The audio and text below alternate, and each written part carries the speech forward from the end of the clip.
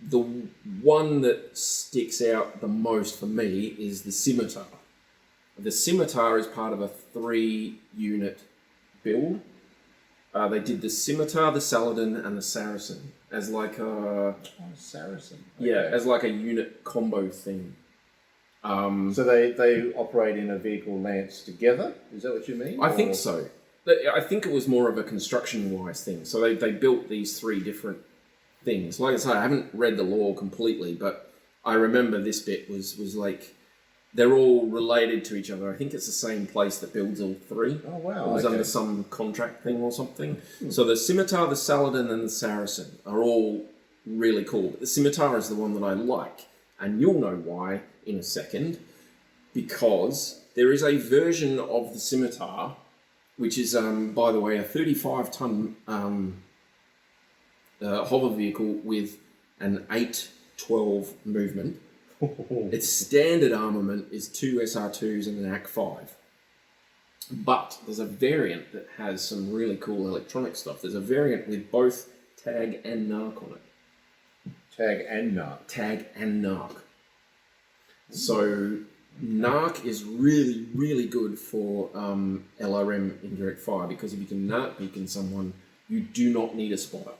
You don't have to use a spotter. There's no extra rolls or anything. TAG is cool, but you still have to be in range to get that one tag shot at the end of the movement phase. So that's really good for stuff like Arrow 4 and artillery and things like that.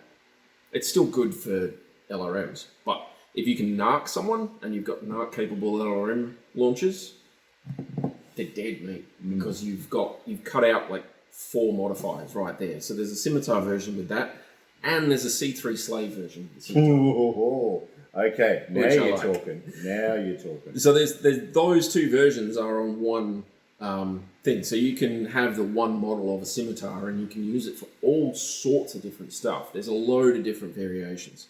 But I think the early models of these were actually quite, like well made and robust for it. Yeah. So they just churned them out. Yeah. And they were. There's loads of them. With all the succession wars that have happened, like the houses just need combat units. So if they can't get mechs, then they'll find tanks.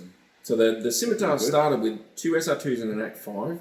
The Saracen, I'm pretty sure, has an LRM 10 and like a backup laser or something. And the Saladin, this little fella here, is basically just a hovercraft with an AK-20 on the front of it, which is cool, which is very, very cool. And it was, what, 8 base speed or something, wasn't it? Yeah, I'm pretty sure it's an 812 as well.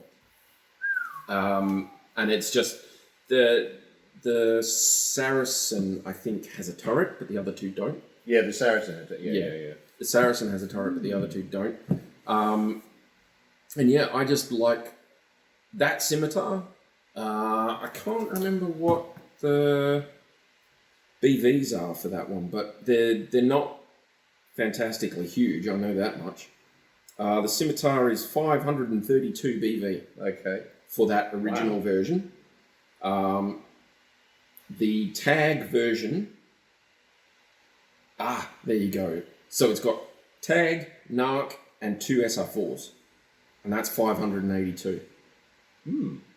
So it's only like 50 points more. And yeah, the C3 version is 680. Okay, yeah. Because that's got a rotary hacker too. Oh my gosh! Wow. Okay. So it can just. Wow, it's got a huge range.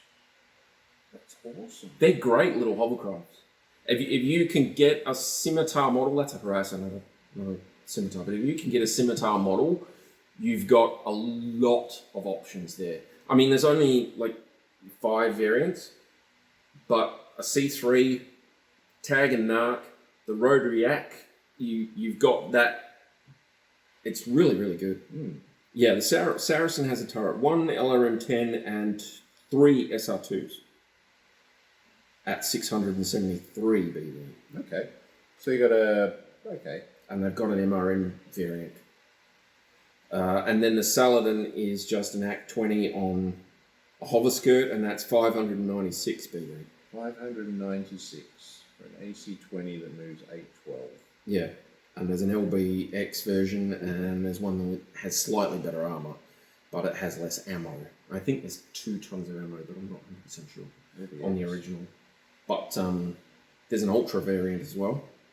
I don't know. I like me a tank with some some flak shot. Yeah, it's pretty good, but it doesn't have a turret, so you No. have to fire in the direction you're facing. Yeah. And that's one of the things that I'm going to go into with one of my other ones. But